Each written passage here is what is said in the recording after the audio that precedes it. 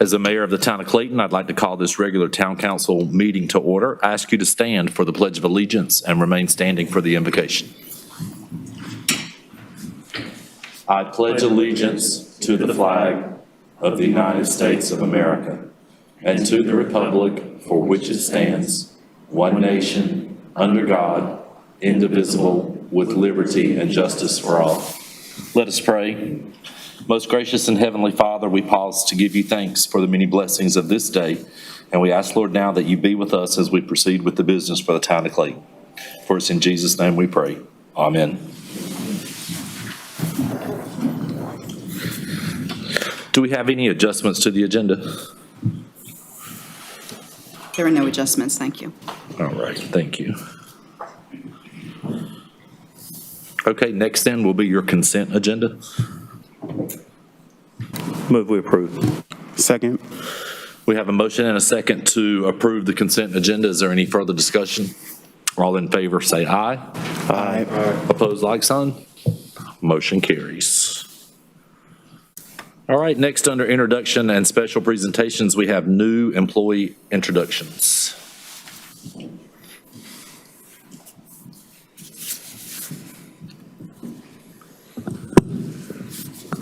Good evening, Mayor, Council. My name is Jonathan Jacobs. I'm the Assistant Town Engineer. It's my privilege to introduce you tonight Michael Warner, our newest Construction Project Administrator in the Engineering Department. Michael brings us over 20 years of concrete and construction experience with 11 years at the City of Raleigh Public Utilities and 2 years at the Town of Wake Forest, where I had the privilege of previously working with him before my time with Clayton. He's a good asset to our team and will help us continue to get the appropriate infrastructure needs that we have from private development and oversee private development for the engineering department. Nice to meet everyone. I look forward to working with you guys and see everyone around town. Thank you. That's great. So you're coming to us from Wake Forest? Yes, sir. So Mayor Vivian keeps score with which mayors take her employees. So I'm sure we're on her radar now. Well, tell Mayor Jones Jonathan said hey. I will do that. Welcome. Thank you. Yes, sir.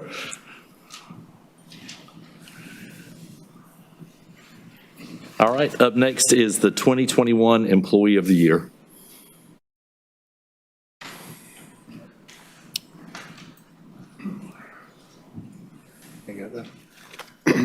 Good evening, Mayor and Council. Rich Capola, Interim Town Manager. This is one of the fun parts of the year where, annually we do a call for nominations to the employees to nominate their peers that they have seen really provide exemplary service throughout the year. This year we were proud that we had 12 separate nominations, several of those folks getting multiple nominations from various members of our staff. And so one of the things we'd like to do is play a video that kind of highlights all of those nominees as well as show some recognition to who ultimately was the Employee of the Year. So with that, I'll ask Nathaniel.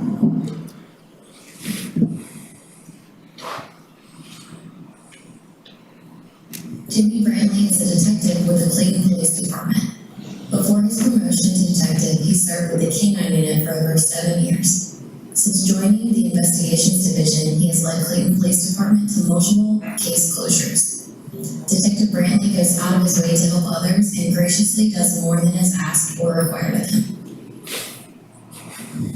Nader Abelhausen is the town's communications development specialist, and he has a passion for videography. Every video that Nader creates perfectly highlights Clayton's potential and growth while holding on to our small town vibe. Nader works nights, on weekends, and attends events from various town departments. His commitment to the job and making Clayton look good is second to none. This past year, Kathy took on new responsibilities as the interim public information officer and upheld portions of her role as the Clayton Center box office manager. Kathy's knowledge and commitment to Clayton allowed her to aid the town in its time of need. She was plunged into the world of social media, websites, COVID-19, and reporters. Kathy handled these new challenges with exceptional attention to detail and quality work. We are so grateful to have Kathy on our team. As the town's safety officer, Jeffra Patton led by example.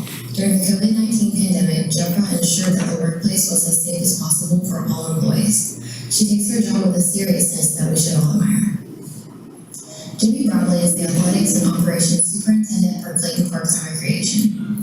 Jimmy strives to make sure that all parks, greenways, and ball fields are maintained at a level that sets us apart from neighboring towns.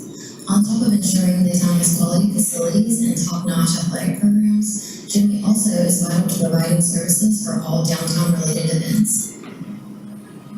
Rod Harrison works as a crew leader for the Water Resources Department. He takes initiative in various situations and is ready to offer a helping hand when needed. As stormwater manager, Susan Locklear has the desire and passion to implement the stormwater and erosion control program. She's knowledgeable in her field and proactive in ensuring that Clayton's engineering department achieves the best possible outcome in its projects. Heather Probst is an administrative assistant in the operations department. She's been described as a "how can I help you" kind of employee. She is constantly adding more and more to her duties with a smile and can-do attitude. Mike Beasley is the Parks Maintenance Supervisor. Mike has given 15+ years of dedicated service to the town of Clayton, and he is the glue that holds the operations side of Parks and Recreation together. He ensures that staff members have the tools and supplies needed to do their jobs and that their equipment is in working order. He also paints the town's many soccer and baseball fields so precisely that only a GPS-guided robot could do better. Amy Sheeran works as the Emergency Management Coordinator for the Clayton Fire Department. She's always helpful and extremely organized. She's to thank for the success of so many downtown events, such as the concert series, movie nights, Square to Square, and the Christmas tree lighting. Parks and Recreation Athletic Program Supervisor Nick Rummage understands that having an enjoyable experience is the highest priority for the athletics participants. He regularly works evenings and weekends to ensure that all town athletic leagues are prepared to welcome local schools and athletic organizations. Hillary McFarland is the town's HR analyst. She is always available to help out any employee needing assistance. Also, her creativity with important emails is impressive. Hillary's patience and professionalism are beyond appreciated by her fellow employees. On behalf of the town of Clayton, I am proud to announce that Detective Jamie Brantley has been named 2021 Town of Clayton Employee of the Year. Jamie has been with the Clayton Police Department for over 14 years. He has served most of that time in the patrol division, serving as a patrol officer, field training officer, a master patrol officer, K9 handler with his partner Abel, and most recently was promoted to detective. He served as a K9 handler for 7 years until the recent retirement of Abel. Jamie works to represent the police department and the community with honesty, fairness, and dedication. Officer Brantley goes out of his way to help others and strives to leave every situation he encounters as a police officer with a positive outcome. He serves as a role model for young police officers and attempts to help mentor young people in the community that he comes into contact with. We are all proud to call him a co-worker and, more importantly, a friend. So congratulations to Detective Brantley, 2021 Town of Clayton Employee of the Year. That's awesome.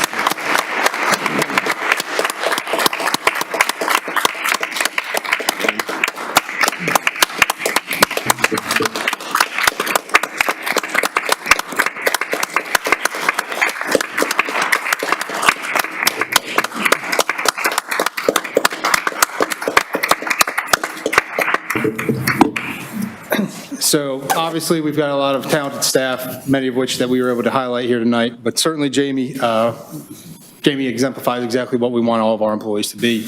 You heard Greg's words just about his approach to how he operates and just the attitude that he brings every day. And with everything that's going on in the world, to have a police officer nominated by his peers, not just in his own department, but by have multiple nominations, couldn't see it be any more fitting than for Jamie to receive the award this year. His name has been added to our Employee of the Year plaque that you can see in the hallways of GS1 if you're traveling in the hall. But I'd like to give Jamie a moment to go ahead. Not much time. I've been put on a time limit here, so. First, I just want to say thank you, and I want to say congratulations. Of the roughly 240 employees here at the town of Clayton, to come out, to even be nominated is an honor. But to take top honors and come out on top, that's just a truly humbling experience. I can't tell you how humbling it is just to not be nominated by your peers, but anyone, everybody that gave you the nominations. What a whirlwind of emotions for me this year. Abel's retirement certainly hits hard. I've cried every emotion. I've laughed every emotion. But man, this is by far one of the most humbling experiences in my career here. I'm still a bit in shock.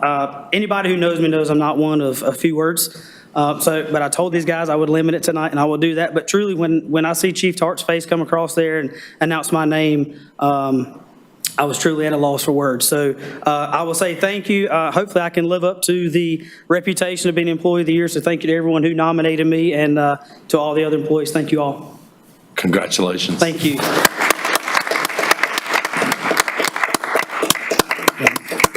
Mr. Mayor, if you'd come down front and get a picture with us and go ahead and memorialize.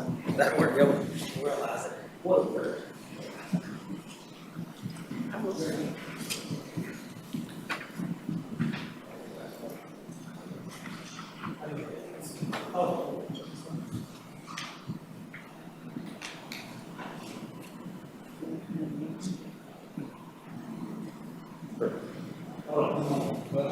I got to get one for his wife.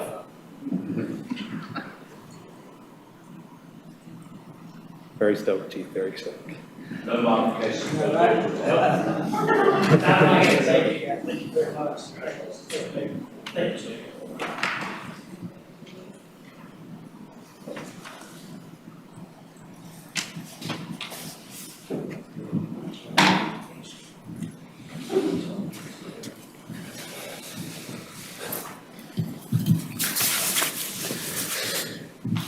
You know, as a mayor, when you sit here and you watch a video like that, and it just reiterates why you're so successful, because we have such great people working for the town of Clayton. So congratulations to all of our employees and those who were nominated, and to our new Town of Clayton Employee of the Year. All right, moving right along. Up next is the FR 6004 FX Robotics Team presentation. I'm just going to introduce really quickly. I'm not going to do a whole lot of talking, but this past December, I'm Joy Garrettson, Library Director. Hello, Council and Mayor and Town Manager. I had the opportunity this past couple weeks back to host the Team 6004.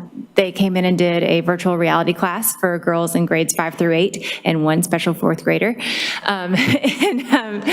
They are just such a great group of girls. They have worked with us in the past when they were the Techno Tigresses, and are really doing a lot to spread awareness and opportunities for girls to take part in STEM and STEAM activities. And so we wanted to get them up here to tell you a little bit about what they do and about their team. So come on.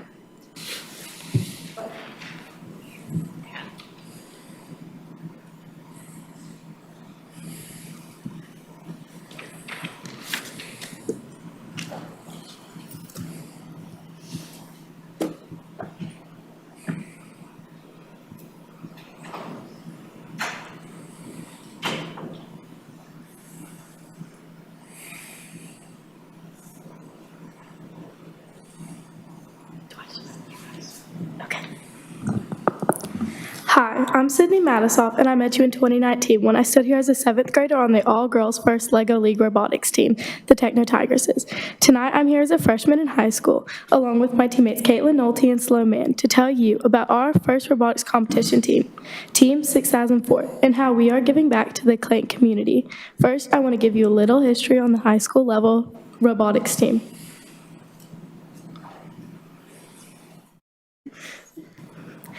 6004 is a first robotics competition team, which is the largest global robotics program for students K through 12. There are nearly 4,000 teams across 34 countries. FRC teams exercise and develop teamwork skills in building, programming, and operating industrial-sized robots used in competition. In addition, students learn soft skills such as finance, digital animation, and marketing. Team 6004 is currently the only FRC team in Johnston County. We are one of the 57 teams in 1st North Carolina District. We currently practice at Smithfield-Selma High School, but we bring in students from multiple towns and schools in the area to form a community team. Within the past few months, we won 2 major off-season events. We won Thundering Herd of Robots, also known as Thor, back in July in Raleigh. We won Doing Inspiration, which is an all-girls robotics competition back in October in Cary. Both were very exciting wins and give us a lot of momentum heading into the season, which starts in January. Our team started with 7 members back in 2015. For many years, it was a school-only team, but in order to grow the program and provide more opportunities to the Johnston County youth, we became a community team a few years ago. Growth in members was still slow, topping out at 25 members prior to COVID. This season, our team...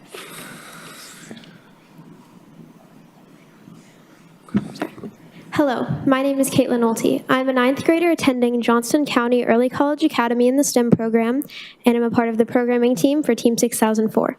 The first slide I will be presenting is focused on STEM-based education.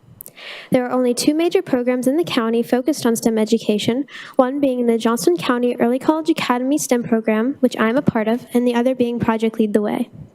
Johnston County Early College Academy STEM program is a program at Johnston Community College for high school students to get a high school education and an associate's degree in engineering or science in 5 years.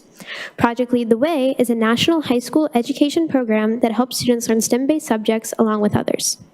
The lack of STEM-based opportunities in our county is why our community team, Team 6004, is so important. It is an outlet for students who are interested in. I would like to talk about the importance of community service and volunteering.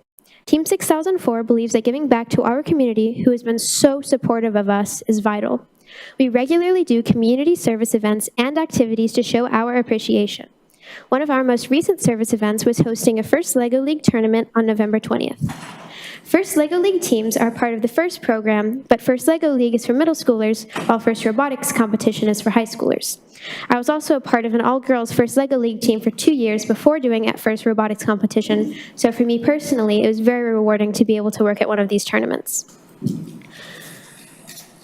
The President's Volunteer Service Award is a prestigious national program which we are privileged to be involved with. This program recognizes how vital community service is to our country and honors volunteers whose actions make a difference in their communities and schools. Now to Sloan, who will discuss our First Like a Girl initiative and SME program.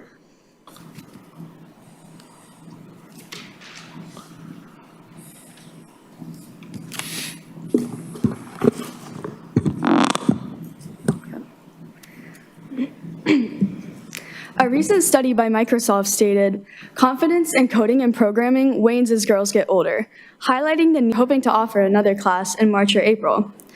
We need your help and funding to continue offering great classes at the Clayton Library. This December class cost us just over $200, which the Friends of the Library helped us to fund most of the costs. We want to offer more classes and maybe a short camp a few times this year. We believe adding $2,000 to the library's budget to help us put in these classes would be a great investment on your part and for the Clayton community and STEM education. Several national STEM Girl programs have shown interest in what we're doing and have offered us to help teach these technology classes, including Tech Girls, the American Association of University Women, and the Society of Women Engineers. Yeah. No, I just want you to know that I think this is amazing. Thank you. And that the 3 of you and your team, you should be so proud of yourself for what you stand for and how you present yourself and what you're into. It's awesome. And, you know, I'm just kind of blown away. So thank you for this. Any other comments? Mr. Thompson? I just want to say, excuse me, you let Joy know what you need in that respect. She might can help coordinate some things and maybe get our public information department to help you with some of your marketing. I think that because it reflects great on us when you're successful. That would be great. Thank you. Mr. Sims? Yes, I just want to say that what you see here this evening, I've been blessed and lucky enough to have seen it over the past few years through the Clayton Rotary Club. These young ladies are absolutely amazing. This is just a small piece of what you're seeing.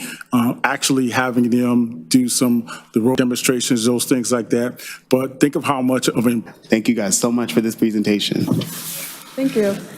So mayor always has the final word. So here's the deal. With every request comes negotiation, right? So I think we could all be about the $2,000 in exchange for the opportunity for you to come back and bring the robot. Yes, we would love that. Yes, because even though we're all elected officials, we're still kids at heart. So we would totally be into that. Yeah, we would love to do that. And I'll leave it at that. Before getting started on the chamber proposal, I wanted to digress for a minute. I'm going to ask for your consideration. I wanted to take this opportunity as one of the 2 Rotary co-chairs for the Christmas parade to extend our formal thanks to the town of Clayton for all the support, collaboration in order to pull off this year's parade, particularly after a 2-year lapse due to COVID. So it would not be possible without the town. It went extremely well. I personally was nervous all day waiting for the shoe to drop. January, we're going to regroup and figure out what we can do to make it even better going forward. So thank you. Thank you. With that, I'll put on my chamber hat, and I'm here as the chair of the Economic Development Committee. And I recently heard something from a client the region is experiencing is putting pressure on the system, and a lot of people are getting frustrated, and it's also driving up costs. And I think that's a concern, as well as the needs not being met in a timely fashion. So with that, I believe you've all received a copy of and we believe this forum is a way for them to be heard and for all of us to hear, what are their concerns. So that was the 2 major changes to the document, was to reflect that broadening of the group. With that, I'm going to mention one more thing and then answer any questions you may have, because hopefully it's pretty self-explanatory. And that is, this really comes from the seed of something that was started pre-COVID. Our 2021 Citizen of the Year, Ruth Anderson, who's not here tonight, unfortunately a little under the weather, but she started something when she heard some of those complaints a few years back with Adam Lindsay at the time, and Rich was also a participant in that as well, but bringing together some of the folks we're talking about tonight to talk about how can things go better. So it was really that we're building upon in terms of moving forward and expanding it. So this is not something new. It's something that had an early start and now is hopefully the seed that's going to blossom into something bigger and more effective. So with that, I'm happy to answer any questions that you may have. We're looking forward to getting started in January, and we're bringing it here to you as mayor and council with the hope that we have your endorsement and support going forward for this collaboration. Awesome. Thank you. Questions or comments? Mr. Porter. Are there some examples of other municipalities that have done something like this or very similar? To the best of my knowledge, interestingly enough, in the article in the TBJ, they referenced that at this point, the city of Raleigh is trying some initiatives. So actually, I see this as an opportunity to be the leader in the region doing something and being out ahead of the curve rather than following. So, and again, I think the timing is right to do this, and the more we accomplish now, the easier it gets down the road for everybody, and hopefully the ultimate beneficiary should be the public if we do this well. True. Ms. Archer? Yeah, I'm sorry. Had one more question. So I know in the past we were doing these developer breakfasts. Is this going to take place or in lieu of this, or what's the thought process? Yeah, so I think the intent from our standpoint, the developers breakfast that we haven't been able to have really since COVID started, those would kind of go away, and this would kind of replace that opportunity to have a conversation. Those developers breakfasts, while we were able to, from a staff standpoint, to be able to get information out to the development community, felt more like presentations and information transfer that way. I think the intent here is to have it be much more of an open dialogue, to be able to discuss kind of the needs for both sides and to find whatever that best fit solution is. So the intent would be, if this works out, that this replaces those developer breakfasts. Cool. Ms. Archer.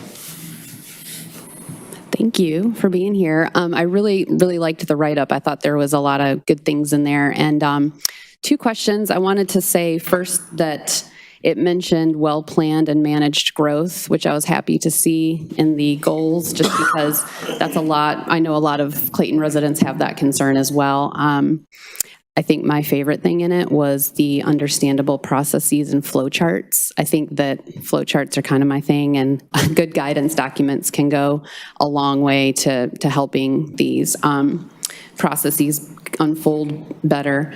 But my question was, the first one, since obviously the goal is to include town staff, and that's work hours and that's taxpayer dollars to pay them to go to this. I wondered if there was any possibility of doing it as a 3 to 6 month trial period at first, just so we can kind of get feedback and make sure that it's time well spent, in other words.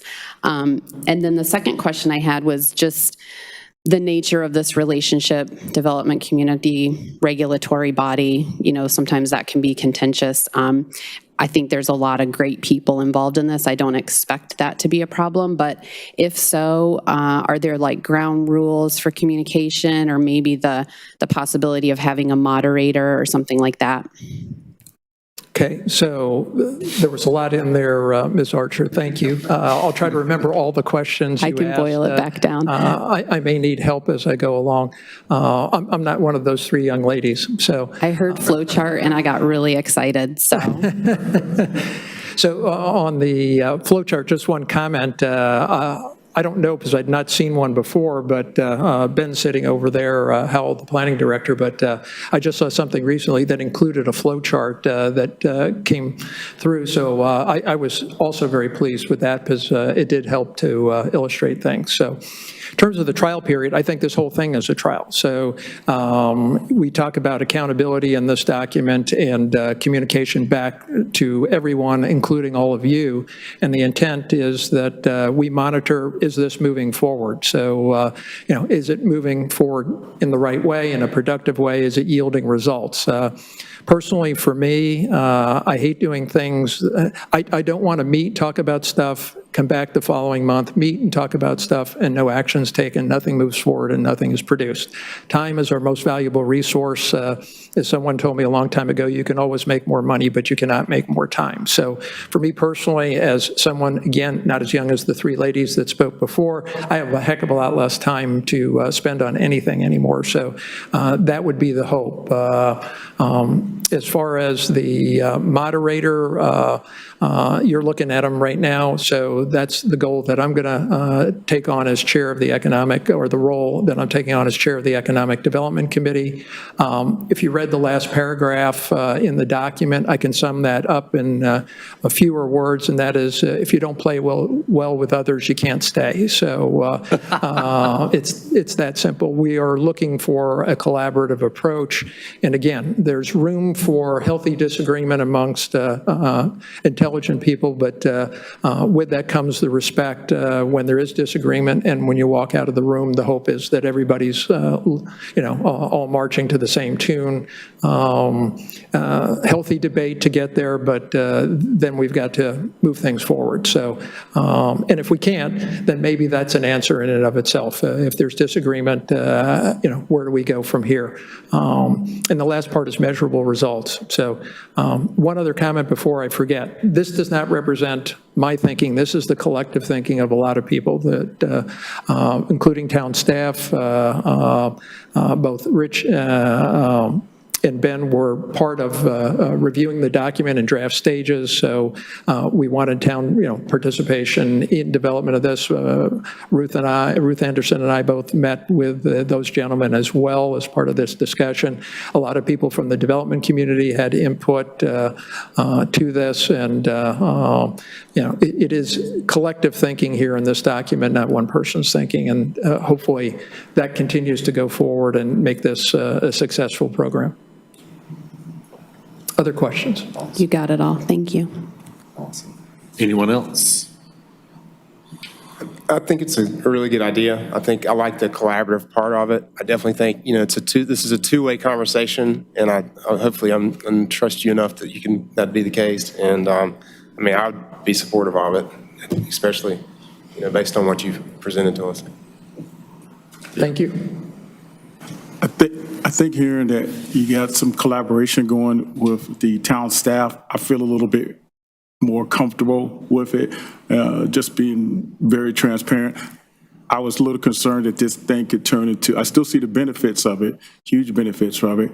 I don't want it to get turned into a beat-up session, if you understand what I mean by that. I think having you at the helm, as Andrea stated, Councilwoman Andrea stated, that, a moderator, somebody to keep this thing moving forward in a positive way, and I feel a little bit more comfortable with it. Thank you, Mr. Sims.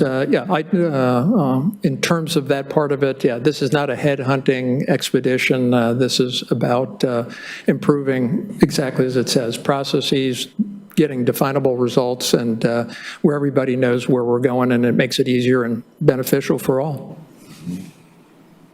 I agree. All right.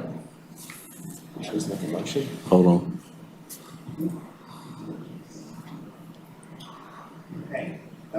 That was a struggle.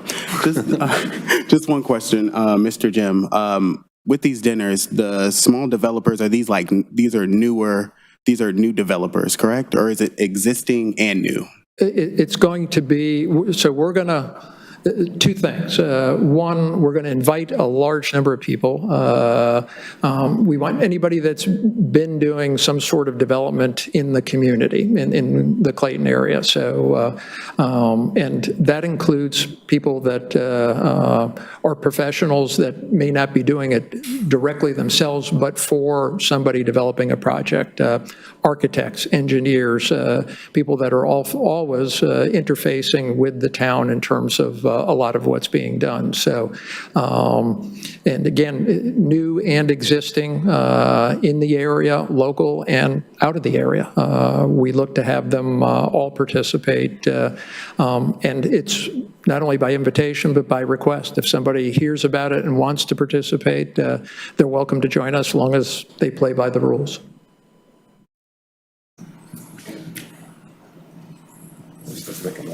Awesome.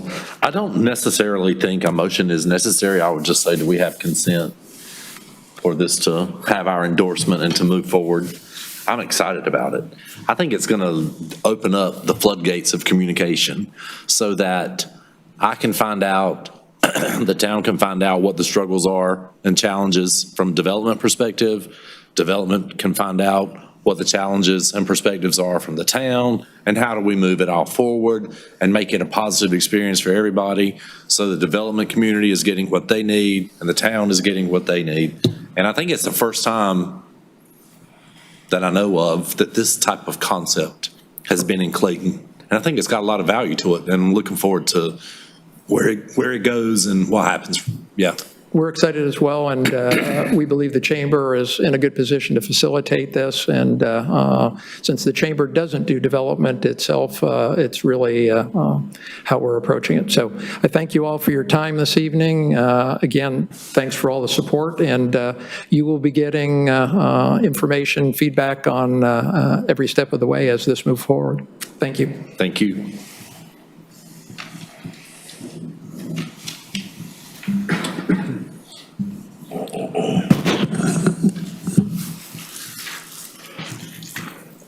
All right, up next on the agenda is a preview of the new Town of Clayton website.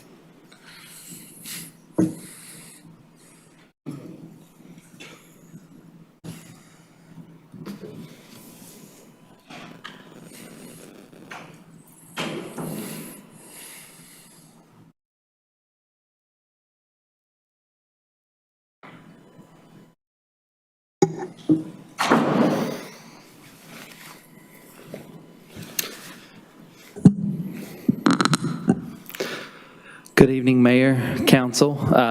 Very excited tonight to finally bring you guys the new Town of Clayton website. And so before the big reveal, though, I want to do essentially what, in the words of Chief Barbie, give you a little history on this thing. So starting out, our contract with RTS ended in 2020.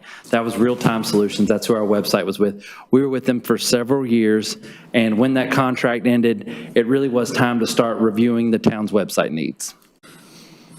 So one of the big reasons for the change is the back end of the old site was Flash-based.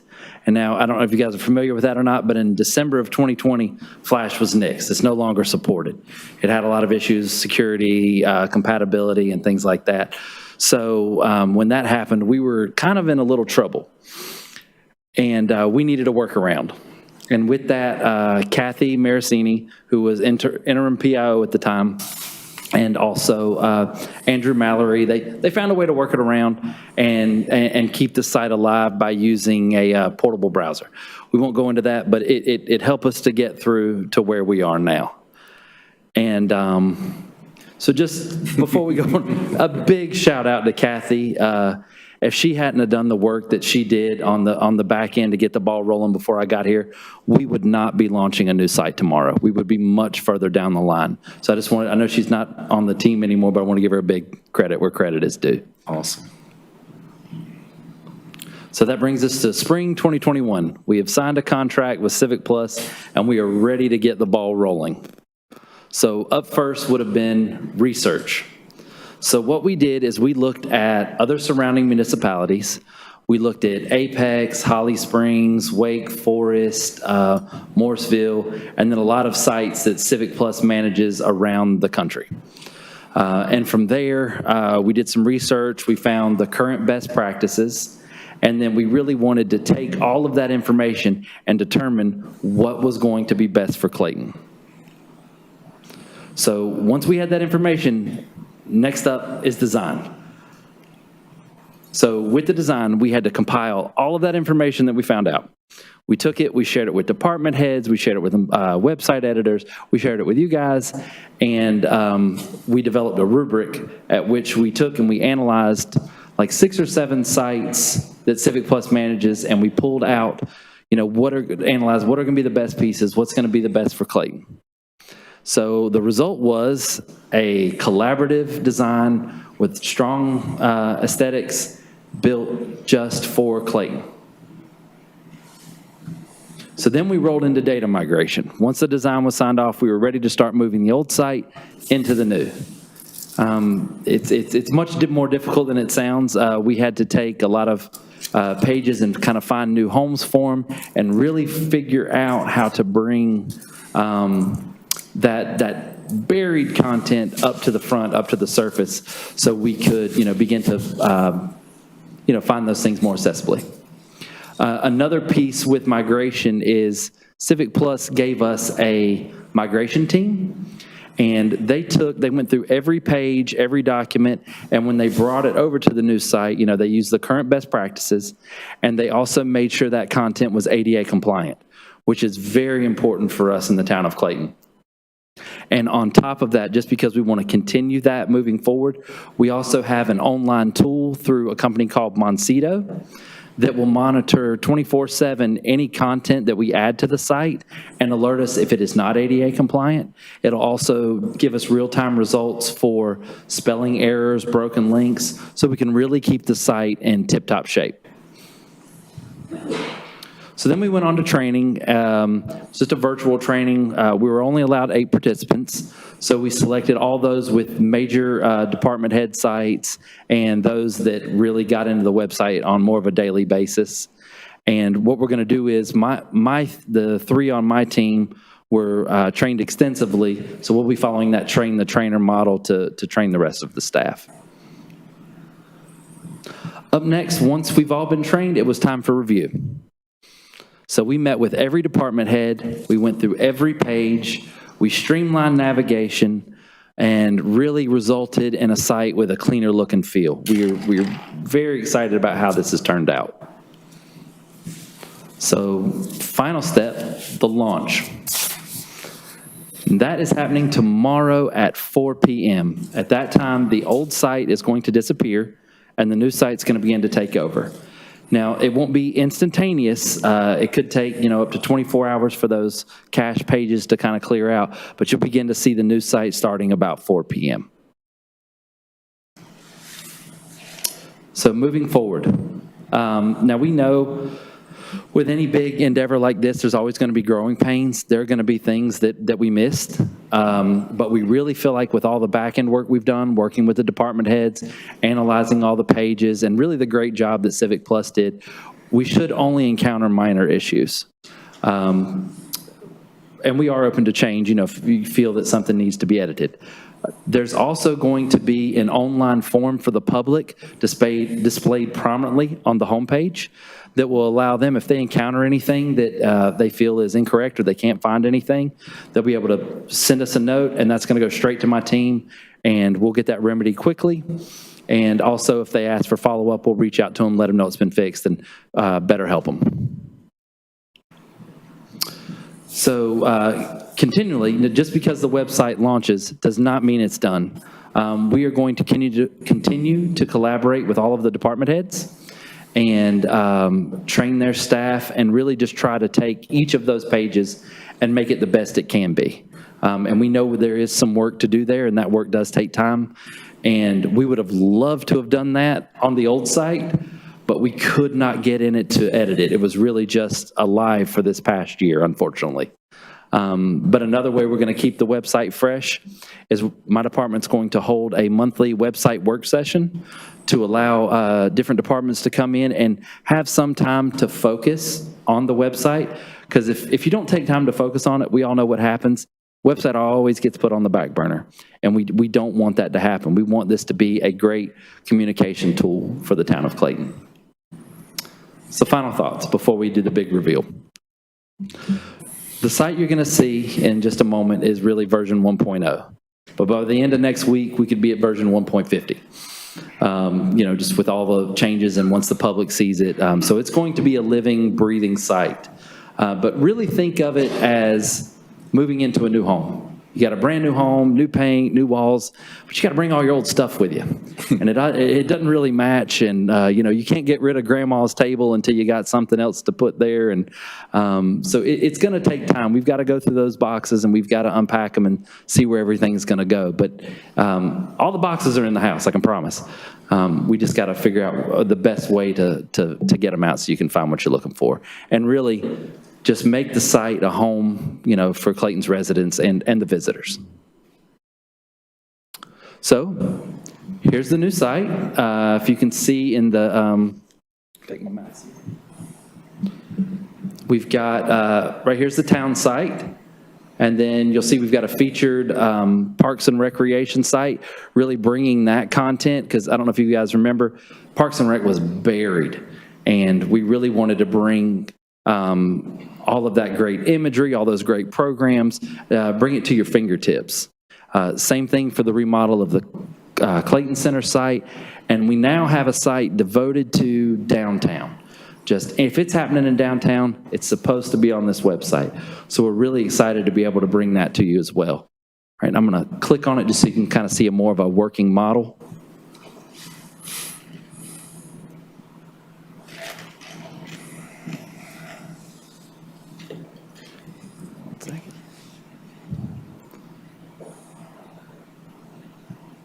There we go.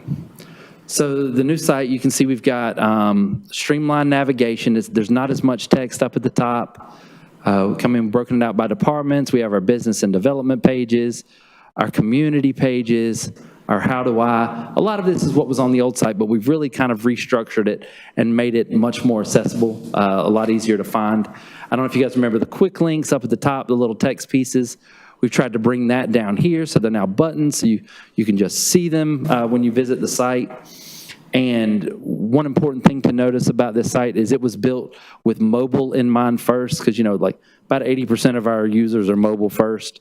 So that's why we have the search bars in the center, because that creates a more unified experience for everyone visiting the site. And then we'll have, new news highlighted. We'll have featured calendar. And the same is true for our other sites. So I'll give you a little glimpse into maybe the Parks and Recreation site here. So, I mean, that just screams Parks and Rec, the colors, the background. But same thing, they'll follow our template. Those quick links brought out to the front, that news, their calendar of events, so you won't have to go to a printed PDF anymore to find out what's going on. You can actually add it to your phone. That's awesome. So it's going to take a little time to get people into practice of doing this and then promoting it, but we really feel like we're going to have a solid product here in a little bit.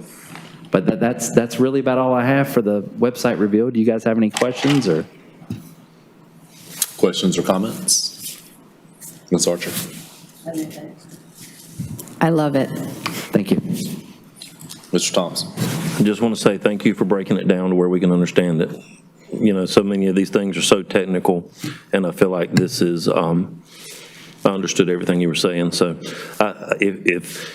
if you help build the site with that in mind, as you just presented to us, I feel like the citizens will understand it as well and be better served. So I'm excited. I think you're on the right track. Thank you, sir. Those 3 little children inspired me.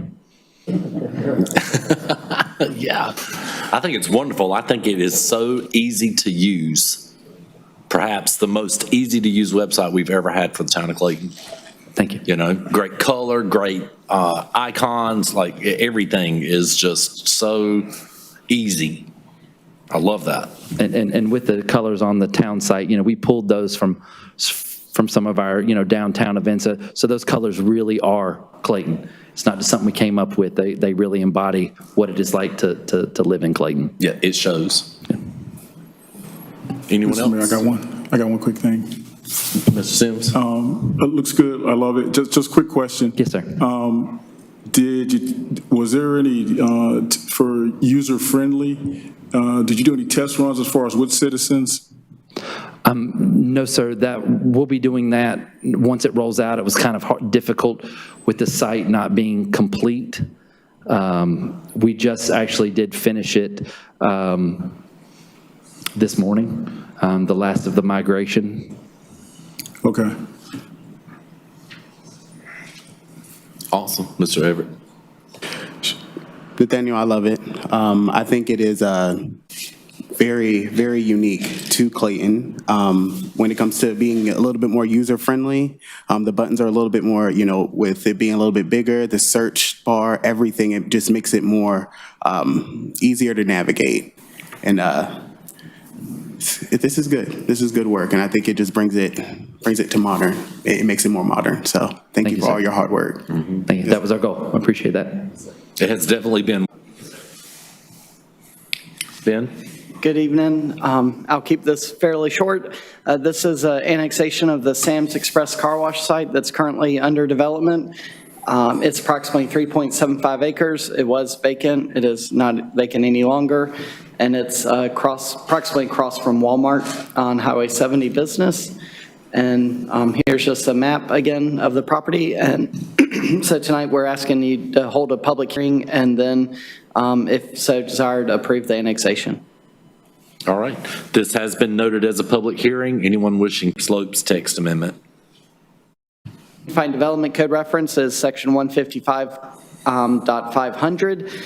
And again, the revision is to revise the definition of steep slopes required to be protected resource conservation areas. Just another reminder, resource conservation areas defined as 100-year floodplain. And then as you see, there's secondary resource conservation areas that are recommended to also be conserved. Buffers, also mentioned here some rock outcroppings, shallow soils, and also a location where we see a lot of groundwater seeps. Typically, these areas have been undisturbed, and for many years, in their natural state, they're usually typically very relatively stable. They can become unstable when you have vegetation removal, when you have changes in the upstream drainage basin that may affect the amount of volume of water or hydraulics of the area, or grading can affect these areas.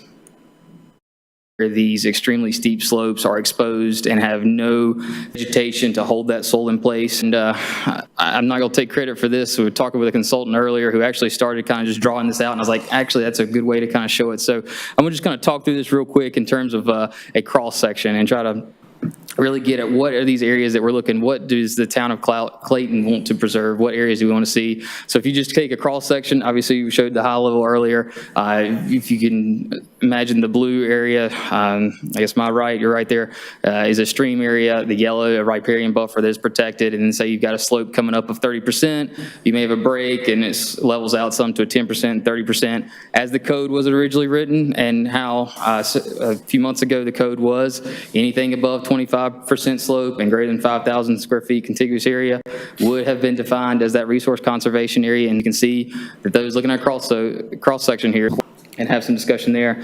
Screen, if you don't mind.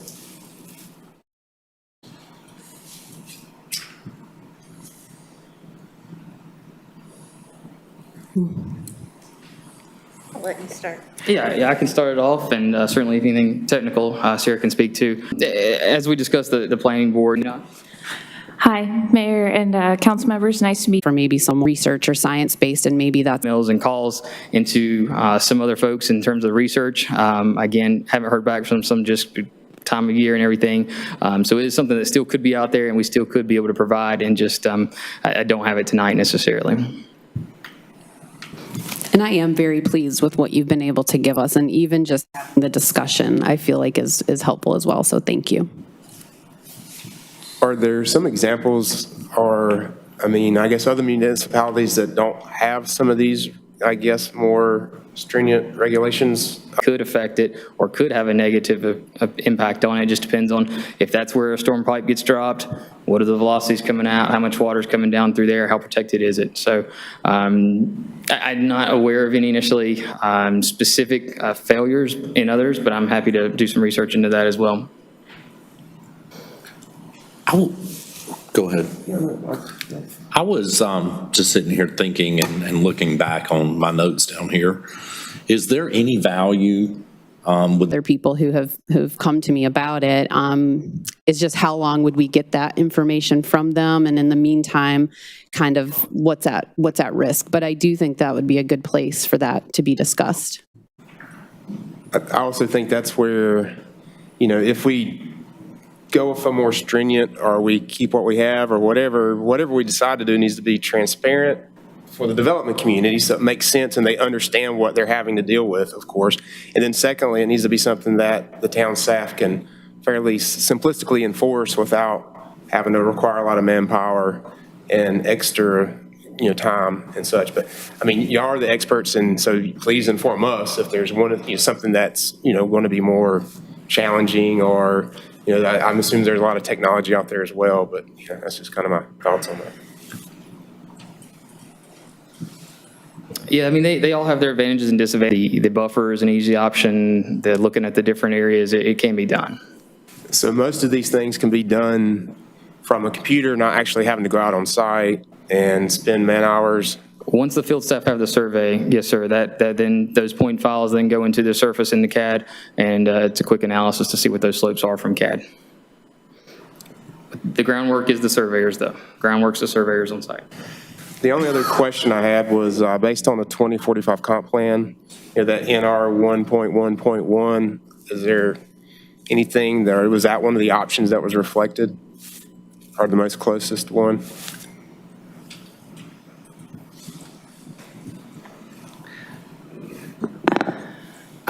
Excuse me.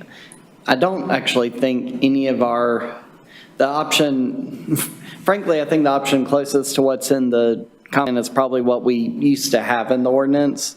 But either one of the options we provided or an option that you come up with on your own, but give us, some direction so that we can take the planning board one proposed text amendment instead of 5 options, and then bring you back one proposed amendment instead of 5 options on January 3rd. Thoughts? Ms. Archer? Well, as I prepared for tonight, it was hard for me to kind of decide what a next step would be. So one thing that I was thinking we could ask for would be the slope ordinances from Raleigh, Apex, Holly Springs, and Chapel Hill. It's just like, even with that, it doesn't change, the slope itself. It's still going to be a slope. We leave it alone. No matter what we do, it's still saying leave it alone. So I know the main reason of bringing this up was to basically get some clarity on the conservation areas itself. So, and making sure it's consistent with the rest of the text as well. So, packet before tonight, we have essentially provided them than we provided you tonight, and that was provided. Any new development that is submitted is allowed to submit without showing any protection of steep slopes. But that would be the result of delaying a planning board recommendation at the next, until February. You said one round? Sorry. So as of right now, with the way this timeline's laying out, anything submitted on January 1st or the Monday or the following business day after January 1st currently would not be subject because we would not have council action before then. Delaying that would add one more round of submittals. So the first meeting, or excuse me, the January 1st submittals and the February 1st submittals would be not subject to any new ordinance. So just talking out loud, just to wrap my head around this, I guess I think really from staff standpoint, it's, how much of an issue, how immediate of an issue or concern is this for town council? Are you willing to go potentially as interim town manager Capola said, are you willing to go potentially through February submittals with, no steep slope submittals, with no steep slope protection, or even longer? Or do you want to get something back on the books to at least provide some protection in the meantime, and then continue discussion and maybe tweak it and come back with another amendment later on after more detailed discussion and investigation? One comment there, I was going to literally provide the planning board the same presentation we're giving you tonight, and have them once again select one of the options to move forward. And just for my clarification, that presentation to the planning board would be the same presentation they got in October, right? If we provide this presentation, it would be a little bit different, but very similar. Did the October presentation have the 5 options? Yes. And the notes in the package say that the planning board preferred or recommended option 2. That's correct. Okay. Is that the same option 2 here, or I heard they might have got mixed around? Is that the same option here? Just want to make sure for clarification.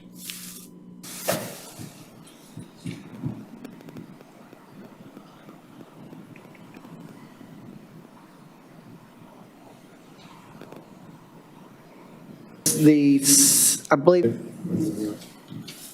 I'm good with it. Okay. You're good? All right, that's our plan of action. All right. Wonderful. Thank you, Steph. Yes, thank you. Thank you all so much. Okay, up next under new business is the 2021 record retention schedule. Yes, the 2021 record retention of the local government was recently approved by the North Carolina Department of Cultural Resources. Updated schedule. All in favor say aye. Aye. Opposed, like sign. Motion carries. Jumping down to staff reports, beginning with the manager.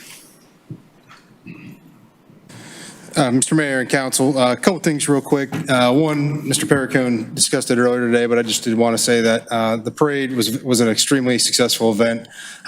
Just want to thank all the staff that worked on it. We pretty much hit, feels like almost every single department in town had some hands in helping make sure that was a successful day. And the weather was fantastic, and I think everybody enjoyed it. So we just really appreciate everything they did.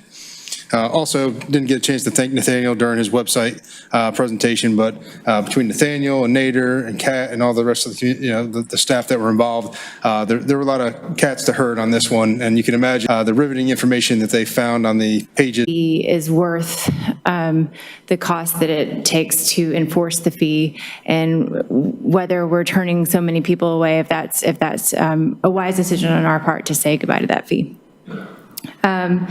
So as I pull this information together, I'll be creating some information to send out to you. I'd like to know if there's any further information that you'd like so that you can make the best decision. That's where we need to go with that, and that's really where I wanted to go. That's why I brought it back up, and why I wanted us to get a good presentation from Joy on, is there benefit or not? And are we turning people away that we should have in town? And I think for me, the last thing, the library is a place for learning.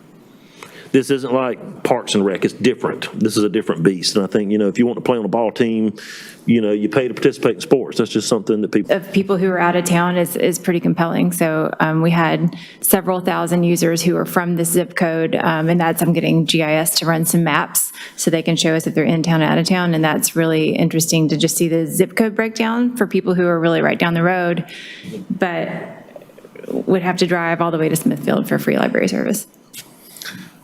I couldn't agree more with what's been stated, but I do want to simply say this from a business perspective. I want to know if there's any information out there that would tell you as a library director if the number of people that we suspect are not paying the $25 were participating in library activities, how much more staff time, how much more space would be required if that is brought into the picture or was brought into the picture?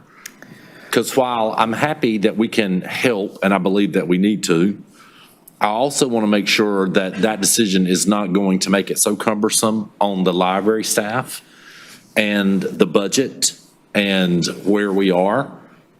Does that make sense? I want to know that, yeah, we need to do this. It's not really about the $25, it's about offering some service. But at the same time, I don't want us to shoot ourselves in the foot by not knowing that this will make for increase of staff time, use of space, all of that. And how do we work with that? I think an important thing to keep in mind there is that there are a number of times that across the street staff isn't being fully utilized because we're slower. We've seen a major downtick since 2015 in use of the library during programming times, and in regular times in pre-COVID, it wasn't as pronounced. But post-COVID, we have seen fewer people in the library, and I don't know that our staff is being used as much as we could be, but because of our staffing model, we have a lot of people on because our desks are so far apart for safety. We've got to have a lot of people in there.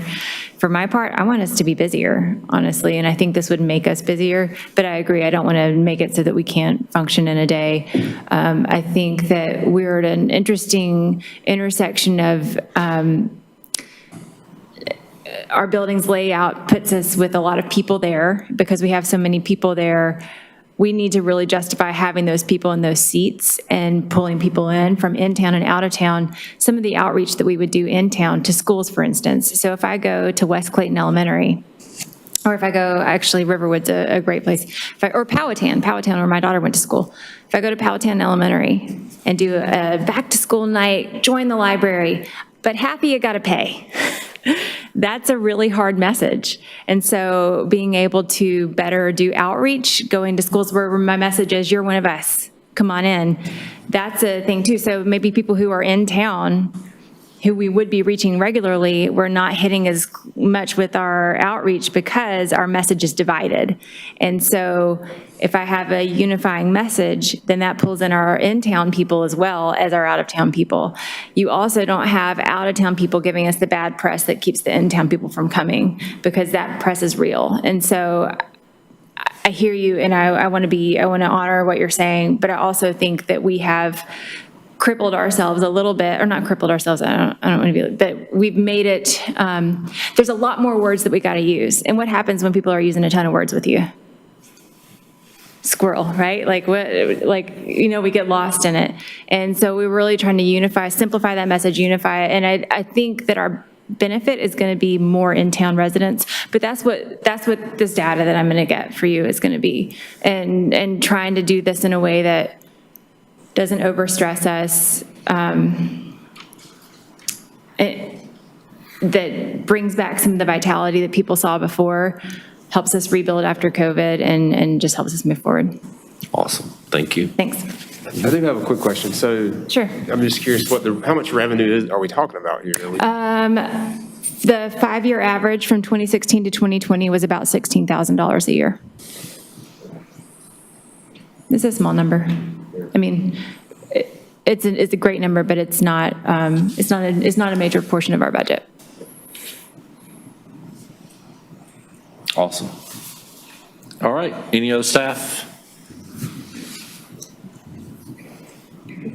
Yeah, Mr. Mayor, Chief Tart and then Patrick have items for tonight, just to be brief.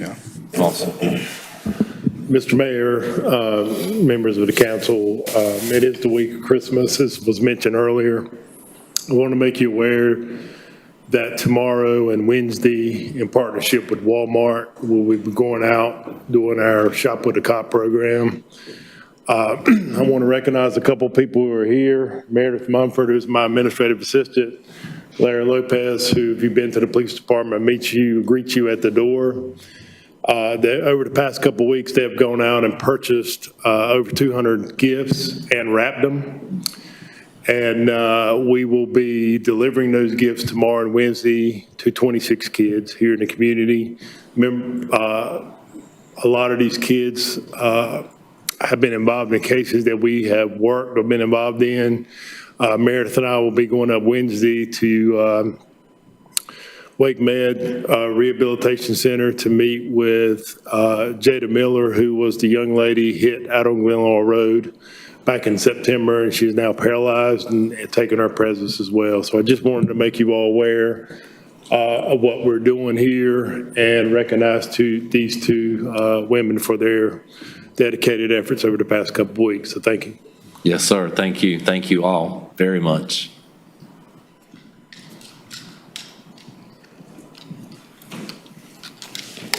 Good evening, Mayor, Town Council. I just want to take 1 minute to recognize our DDA award winners. We had our fantastic event here.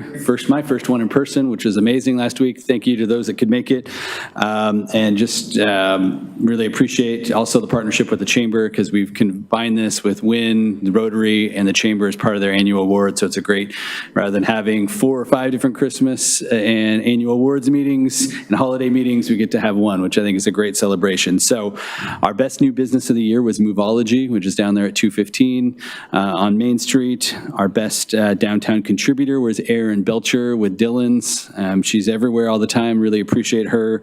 The best downtown design was the Barber Building. We recognize the entire building for all the remodel, not only the new tenants and the landlord and their architects, so Atlas Stark, August Construction Services, Lewis Cherry Architecture, Crawford's Cook Shop, and the Cardinal, but also want to make sure to recognize Hair on Main, because they've been a longtime staple there. They could have easily said take a hike and go somewhere else. They stuck with downtown. They stuck with the landlord and the location through all that construction. So very important.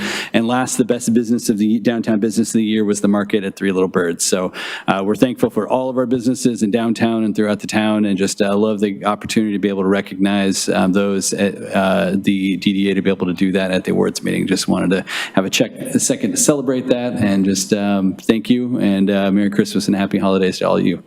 Thank you, Patrick. Any other staff? All right, if not, I'll open the floor for informal discussion and public comment. Anyone wish to speak?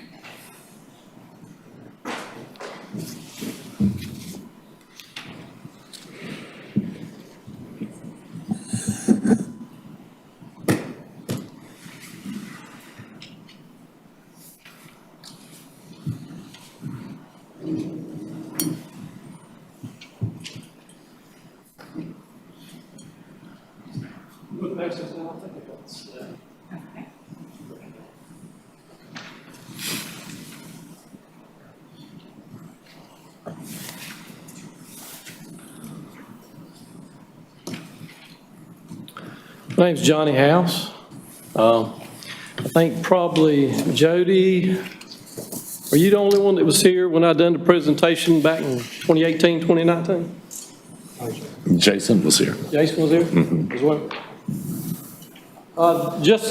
Since y'all got the pictures, the first picture is what existed before any construction. Well, let me introduce myself. I'm Johnny House.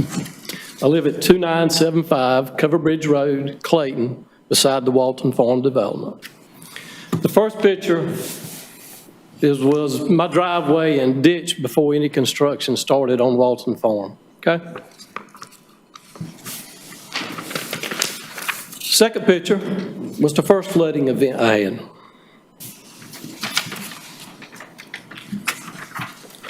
And I didn't, look, I got tons of pictures. The third picture is after the DOT come out and cut a 4-foot ditch across the front of my property. The ditch collapsed due to the stormwater erosion out of Walton Farm, okay? And the fourth picture you see is the complete project. After everybody's finished, the DOT's left and gone. I've still got water coming out of the ditch, coming across my property. Mine and my mother's property. Okay? That's just an explanation of the pictures.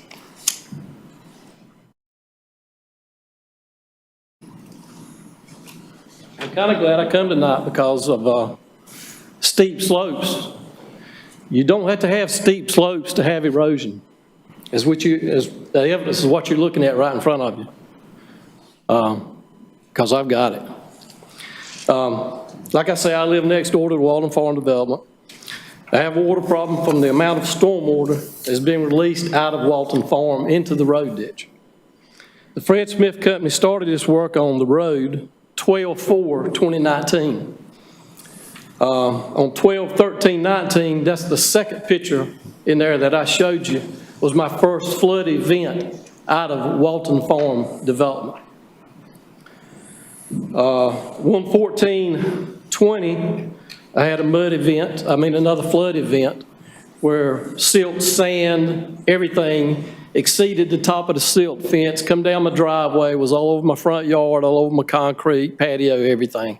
They had to come in and power wash, clean, do everything. From 8/20 through 10/26/20, I've had at least 9 flooding events due to the stormwater runoff out of the Walton Farm Development. On 3 of those separate occasions, I had water underneath my house from this event. Up to 6 inches of water up underneath my house. And it's a flat area where I live at right there. On 10/26, the NC DOT replaced the 15-inch road tile that I've lived there since 1984. I've never had a problem with flooding out of the ditch. They replaced it from a 15-inch to a 24-inch road tile. And in the process of doing that, they dug a 4-foot ditch from my house down to 2873, which is my mother's house, and about 100 foot on the other side of her driveway. On 11/16/20, the ditch eroded, which I think is the third picture I showed you in there. The DOT had to come back from the amount of stormwater that's come down through this ditch and redo the ditch, get the silt out of it, and rock the ditch to the left of my driveway coming out of Walton Farm to keep it from collapsing. It had gotten so bad that it was eroding up under the asphalt on Cover Bridge Road. That's how much water comes down this ditch. We, the Johnston County taxpayers, have paid every bit of the expense to clean this ditch out so far. Town of Clayton, developer ain't spent a dime. Taxpayers have. On 8/5/21, the water come out of the ditch again, which is the fourth picture I showed y'all. And I had Susan Locklear out, since she's your new stormwater person out, erosion control. I had her out to show her where the water had come out, plus I've got pictures of it. She did come out and verify and acknowledge that, yes, the water had come out of the ditch again. And it also is in the travel lane of Covered Bridge Road. And I have videos of that showing people driving down from Arches Lodge back into Clayton, hitting the water that's halfway into the westbound travel lane of Covered Bridge Road. And mind you, these events that we've had is from 1 to 3 or 4 inches of rain over this time frame. We've been fortunate not to have a hurricane where we had 10 to 21 inches of rain. When Hurricane Floyd came through, we had 21 inches of rain. With that little small ditch, that first picture you saw, I never had a flooding problem. And here's one of my concerns.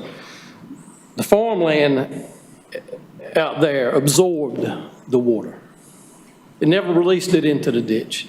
I've got videos from the Neuse River to the curve up that Purons showing when it's raining, the only water visible is coming out of the Walton Farm development, causing this stream flow coming down there. There's none on the other side of the ditch, none above it or anywhere else. I'm getting off track.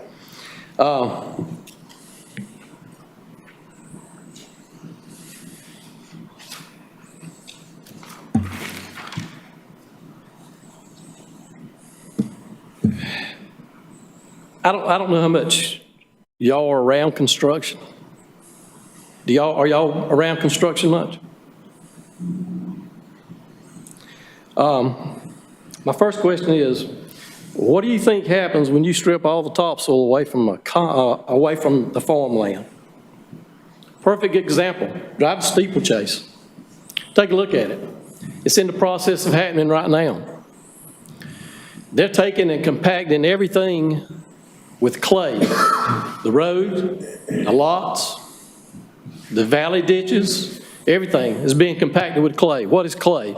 Clay is a compactable surface that's being compacted probably just about as much as asphalt. You take and put a house, put downspouts and gutters on it, and then you've probably got 300 or 400 foot of grass around your house. You've got a total impervious surface that does nothing but hits the drains and runs off. I mean, you've increased from a farmland to a development a tremendous amount.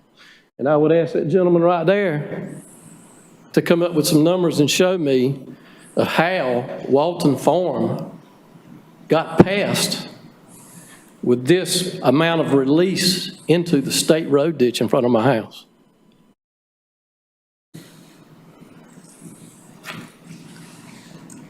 I only see one solution to it. I've been through the process. I've worked with the individuals that's been out there over the last 2 years. The state has washed their hands of it. They say they're through with it because it wasn't their problem to begin with. They're just reacting to the situation that's happened afterwards. So where am I at? What is going to happen to me and our property when we get the 20 inches of rain? What is my protection? To me, the water should have never been put in the ditch to begin with. And to me, the water should come out of the ditch. Because the one thing that DOT told my brother's on the receiving end down at the end. All this water runs through his yard, across his yard and into the creek. Well, there is no DOT easement on his land for that water to cross. So his suggestion was, why can't I put me in a road tile here and y'all truck that water right to the river? You know what NCDOT told him? Any comments? It was against the law. You can't have put that amount of water in a ditch and send it down across those people that have property along Covered Bridge Road. So my question to him was, how in the world can you allow Walton Farm Development to put this amount of rainwater, stormwater in my ditch and run it across the front of our property, damaging our property? I'd like to know what the town is going to do about it. And that's why I'm here tonight. I'll be glad to field any questions y'all may have. Any questions or comments? Mr. Thompson. Well, first of all, If it was me, I'd be mad as fire, and I'm still mad as fire. Situations like this, right, and yours isn't the only one that we've seen like this.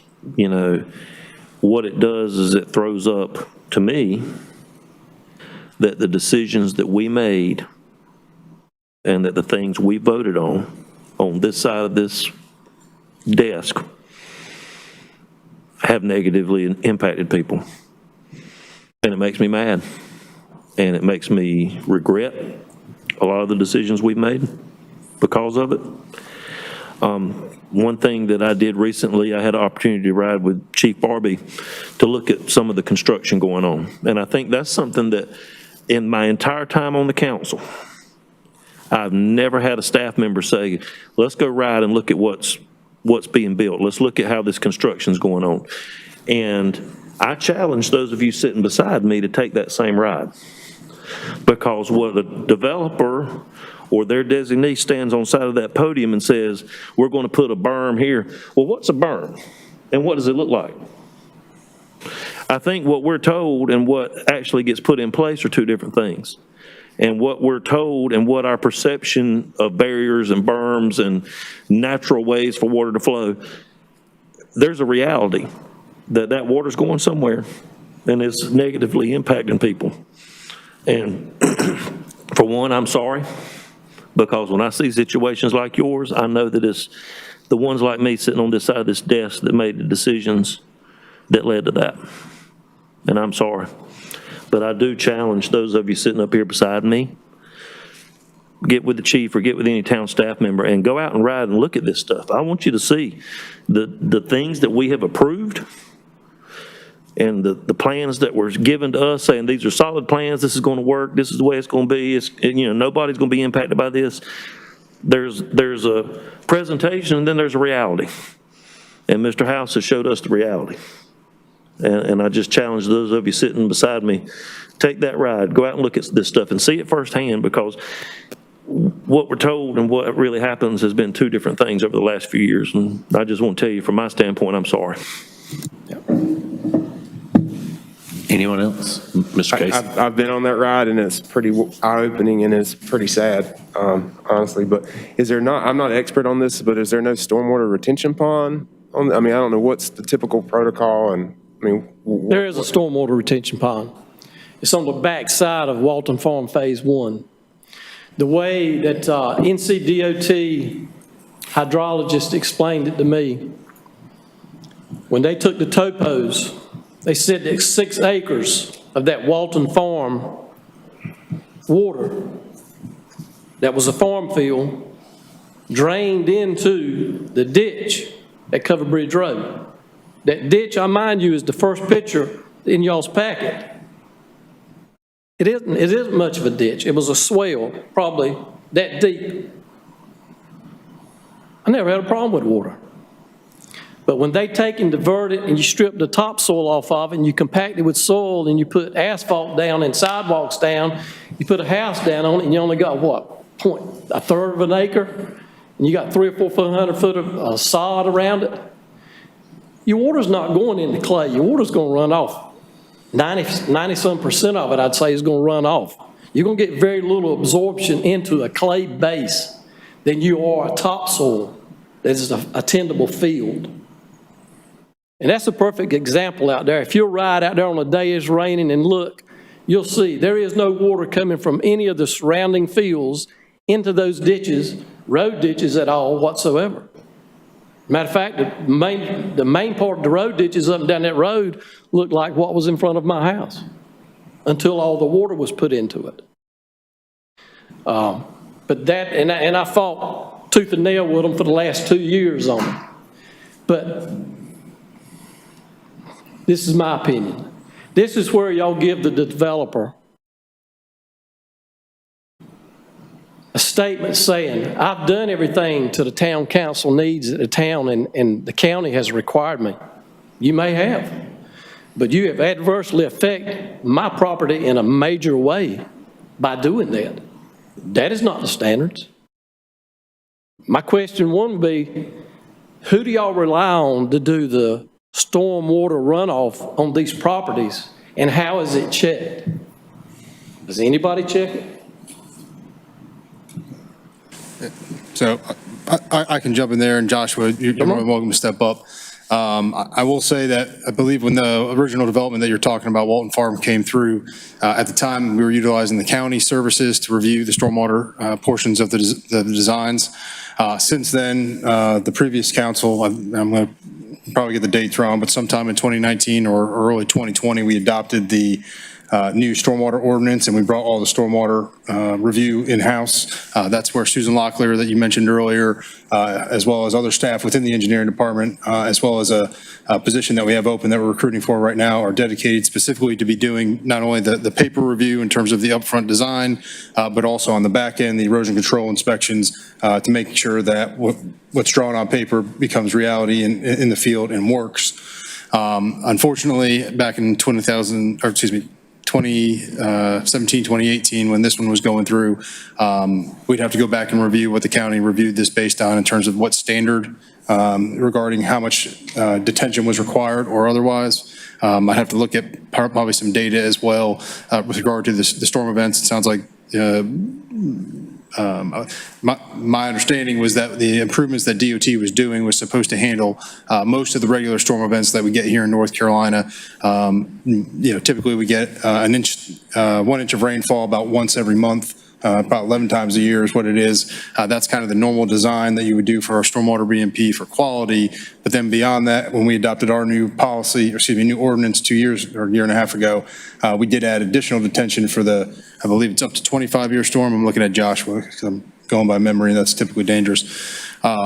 So unfortunately, I think to Mr. House's point, I think we've implemented the necessary precautions so that moving forward, development that is approved has those checks and balances already incorporated into the upfront approvals as well as on the back end.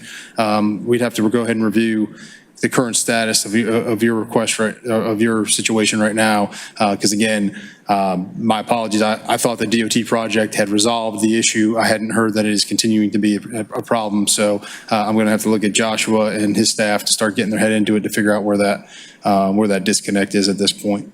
Yes, it did go through to Johnson County. As a matter of fact, Johnson County almost lost their privilege to do the environmental for the Corps of Engineers. They almost pulled the inspections back from them because they changed house down there. Everybody, I think a lot of people got laid off, fired, or whatever, moved on to different opportunities anyhow. But I mean, I talked to the stormwater guy in Johnston County. It's a struggle with him every day. There's so much erosion going on right now in Johnston County, in the river basin of Neuse River. If you go to the creek that's back there between us and Riverwood, perfect example. You got your steep slopes. You got your creek bed on one side and you got Walton Farm on the other side. There's a 60-foot difference in elevation change. You can go to any rain event you want to, that new cut through that joins Walton Farm to the back of Riverwood. Can be 1 inch of rain, 2 inches of rain, 1/2 inch of rain. You look at that creek, it's a wonder a child hadn't been drowned in that creek yet. Just like the one in Roseville did last year. It's like I said, when I come over here in 2017, 2018, whenever it was, there was 18 dump truck tandem loads of silt in that creek just from the Riverwood development. But you still approved it that night and you still passed it. And now I'm faced with what we've got to face with in my road ditch every time it rains. There's not a day that goes by that this stuff doesn't worry me. And see, the thing about it is, he's getting ready to start on phase 2 as well. Now, has everything in phase 2 been approved? From a land use entitlement standpoint, it has been approved for a master plan. I'd have to ask Joshua to come up and give an update where the current construction drawings or construction documents, what the status is. To my knowledge, the construction drawings have not been approved for a portion of the phase in the rear. I think there is some up along the club connection there that CDs have been approved for, and they're working through some stuff, but I believe the other phase, and I don't know the name or the number of the phase in the rear, has not been approved in terms of CDs, but at a planning level, I do believe they have the master plan and a minor subdivision plan for one of the phases as well, I believe. But I can certainly check that and confirm. Well, I've looked at the drawings for Phase 2.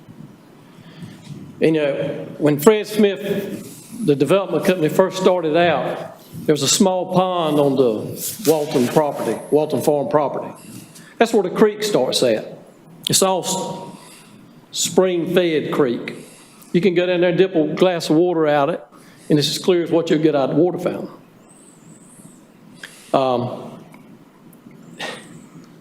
With the track record that has gone on out there, I would hope that you would pull Phase 2 back in-house and do some recalculations of it and make sure that I don't have to deal with any more stormwater runoff from the way they have designed that piece of property out there. Certainly, and I'm looking at Joshua at this point, for what we do have in-house that has not been approved at this point, we'll certainly want to look, but also see if there's any opportunities to make some adjustments on what's already been approved but not constructed, to see if there's any opportunity to switch some flow in a different direction. We'll also contact our folks at DOT as well, just to see if, I'm assuming at this point you've made them aware that the current or the most recent changes that they've made out there have not been able to accommodate the larger. Sam said he was through with it. Okay. We will. I think the state has come up and said that they've pretty much done all they can do with it. As a matter of fact, one of the individuals from the state told me the water should have never been put in the ditch to begin with. I won't bring his name up, but he did finally tell me that.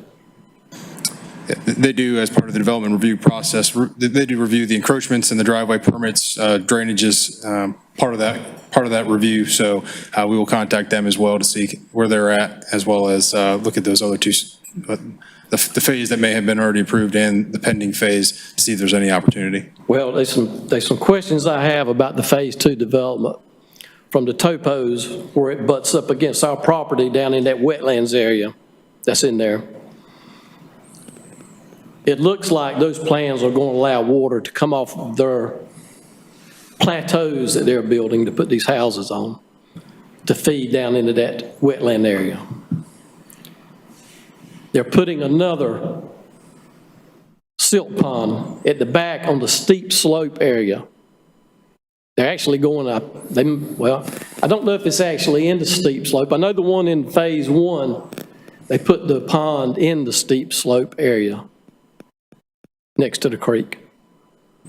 I don't know where this one falls out in the steep slope area or not. It may. But my concern is they've already ruined that creek over at the back. We have a large pond that feeds, where the Dupree Pond feeds into ours and then feeds on down to the Noose. I shouldn't have any more stormwater runoff into that natural area at all. Not with the silt pond he's putting in on that property. It should handle everything.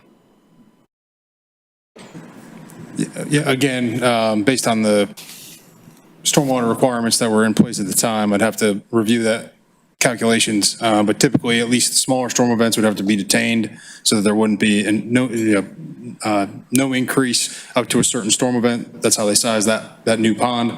But I'd have to look and see what the performance standards that were required at the time were.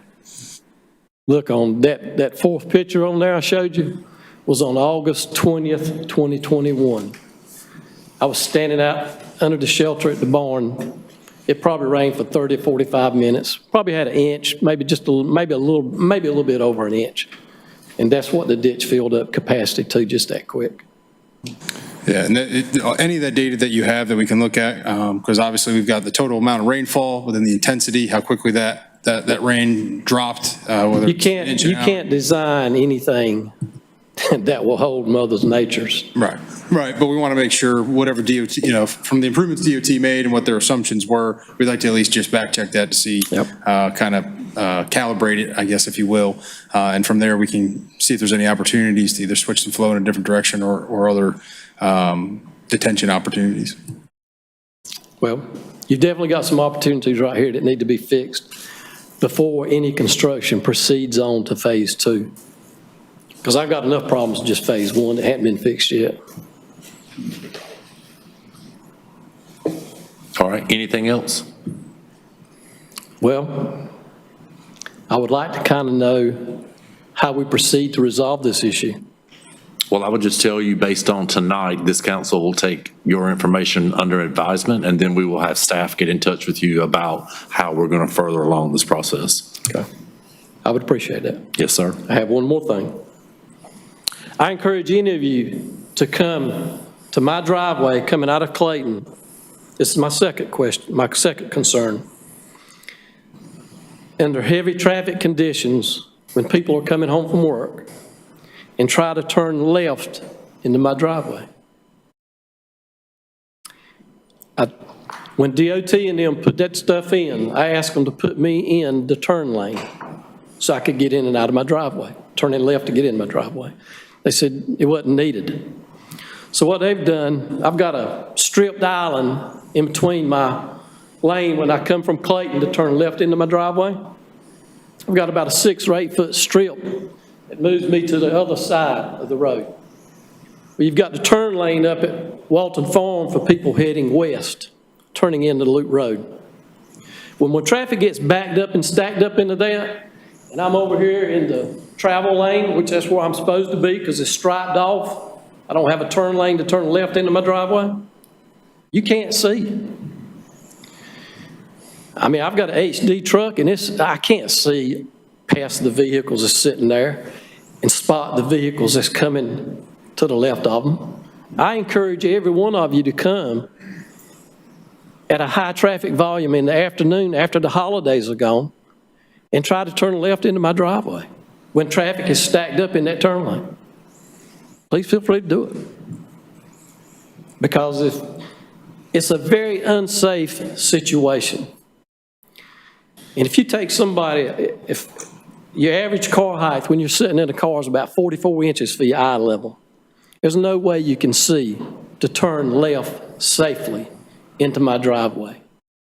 And when I've had many meetings on site with DOT and everybody for the last year and a half, 2 years. I asked that DOT engineer that. The first thing he said to me, he said, I've never looked at it that way. Well, why do we have y'all? Why do we have DOT if you're not looking after the safety of an individual to get in and out of his driveway? I mean, it's a very unsafe situation. Something needs to be done about that as well. But a response from either one of them would be more than likely helpful. And then, depending on what happens there is where I go next, Jody. Thank you. Yes, sir. Anyone else?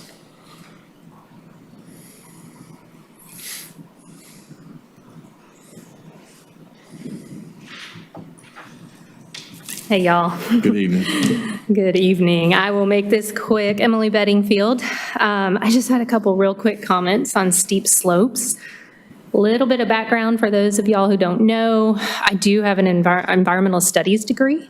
That is a degree that focuses on policy and science of preservation. I also have a master's degree in urban planning, which I pursued basically for the sole reason that I saw the importance of protecting our ecological amenities by way of planning and development policy, right? So I have a very nerdy interest in this subject, as well as having a current career in the development industry. One thing I wanted to point out that I'm not sure was totally discussed was I'm not sure there's a real hurry to address this. There was a map that was a part of the agenda that showed a GIS analysis of steep slopes, and to me, not being able to see the stream buffers it looked like a lot of those steep slopes might be preserved already by way of state ordinance. That could only be totally verified by a little bit deeper dive into GIS to show those Zone 1 and Zone 2s of those stream buffers. But I think there's a question there of how much is actually at risk in the near future. And I say that knowing that we have a UDC rewrite coming our way, coming your way really soon, where I would completely anticipate, especially based on that growth plan element that Porter brought up, that is going to be a large part of the discussion with this council is environmental protection. And I would love to see those questions brought up in a larger context, in a larger conversation of what is important to this town, because steep slopes are an incredibly gray area. It's really hard to draw a line. It's always going to be sort of arbitrary because the science is there, but you're always weighing it against the pros and cons, like Joshua mentioned, of development versus the ability to implement engineered controls versus, the vegetation and things like that. So there's just a lot of different elements at play. And when I think about the reality of extending this conversation out even over the next year, because that conversation is going to start hopefully over the next few months as you guys get launched into this UDC rewrite. From the development community, it's hard for me to see really a loss of a lot of resources in the near future versus, for example, in the past, I'm told by past planning directors and staff that ordinance was never implemented. So, if we want to look at what the ramifications are of not implementing that, we might not have to look very far. We probably have some local examples to see what that looks like, if I had to guess, and I don't know any examples personally. I'm just saying it is my understanding that maybe that ordinance wasn't implemented in the past. So I say all that, again, with that background that I am deeply committed to environmental preservation. I believe very strongly in preservation through policy. I just know how valuable and limited staff's time is right now, how understaffed they are, and how many things are pressing on them. We just heard of another example of something that's about to eat up some staff time to find a solution. And again, I would love for these conversations to take place, but I would just encourage you to think about that taking place in the context of that broader UDC rewrite, which is going to take place in the context of our growth elements as to how committed we are as a town to environmental preservation. So I don't want to say, don't talk about it, just let development go where it is. I just say, it's a complicated conversation and it's a very broad subject and should be considered as such. That's all. So always happy to answer questions, always happy to have conversations with y'all. Just wanted to throw that out there. So thank you very much for the time. Thank you.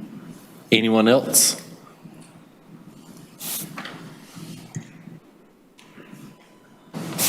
My name is Steve Smith. I'm one of Johnny House's neighbors. I live at 1814 North O'Neill Street. He may not be aware of it, but the driveway he's talking about is directly across from where you're talking about putting soccer fields on Loop Road, 11 soccer fields at an intersection in his driveway. So that's it, very much in your purview to look at that whole intersection and what needs to be done, especially when you're talking about bringing that kind of crowds in. The other point that I'd like to bring up is, one of the other points I'd like to bring up is, as part of the 2045 plan, when it went before the planning board, it was presented with a sheet in it that said the town wanted to take the right-of-way, that is a 60-foot right-of-way of O'Neill Street, and widen that to 80-foot, to an 80-foot right-of-way. That won't affect him, but it will affect me and into town. You will find that a lot of people will find that their front yards are suddenly become into the roadway. It gets shifted out because you widen the road right away, it's right dead in the center. It doesn't change. It's out into the people's yards. There's people on O'Neill Street and some of these other roads, that their front yards are going to disappear into the roadway. On the steep slopes tonight, as well as the right-of-way change, you have to realize that you're talking developer. Well, the person that owns it at the present time is the one that loses. When you start putting a regulation on something, when it becomes this less developable land, the developer he'll make his plans and change it and work around it. But the person that owns it at the present time is the one that takes the economic loss. So you have to remember that when you make these decisions, you're actually hurting the present people that own it. And it's an economic cost to them. It can be quite substantial. It's also going to hurt the town's future tax base if you take land and say you can't develop this, you can't allow a road in this. Suddenly, the developer comes in, he can only go so far, and he has to put a cul-de-sac because he can't put a cut-through road and tie the roads together from one hillside to the other. You've got something blocking it with this new policy you're wanting to implement. So there's cost on that. Economically, we haven't heard how many acres are affected by this change or these possible changes. There's no so many acres. When you're talking, what? At the raw land level, $25,000 an acre. At the developed level, $100,000, $200,000 an acre. An acre of land that's pulled out of development makes a world of difference to what the developer's willing to pay for something. If he looks at it and he can't do so, we may be talking $4 million, $10 million, $20 million. If you start adding up the numbers and you take 200 acres out, it's hardly worth having a policy if it doesn't affect 200 acres in this whole big area. You're talking, and if it's $100,000 an acre, you're talking $20 million. You're pulling out of somebody's pocket. Now, it's not one individual, and they may not even know it that you're taking it out of their pocket, but it's being pulled out of somebody's pocket now or sometime in the future. So please consider this when you consider these policies and policy changes. It's not a bad idea to look at the environment, but there is that other side of it. Please remember, that's a big side, and you may not have the people come up here and get excited about it because a lot of them didn't know it. Like the 2005 change, buried in some paperwork somewhere, nobody even knew it existed until it finally suddenly got enforced, and suddenly it became a hot issue. Same thing with the right-of-ways, widening the right-of-ways on this road. It's good for the town, but you got to realize you're taking something from somebody else. And sometimes it's their front yard. If you look at North O'Neill Street in town, some of those yards are, 30 foot wide at the most? I mean, as far as deep, from the street to the house, and you're suddenly making it so that anybody can come in and put a utility anywhere basically in their front yard. It's a big change, and you need to be aware of it. Thank you. Yes, sir. Thank you. Anyone else? All right, thank you for those public comments. I'll now turn it over to the council for comments. All right, hearing none, I will, if there's nothing else to come before this council, I will entertain a motion to adjourn. Second. All in favor say aye. Aye. Motion carries. Good night.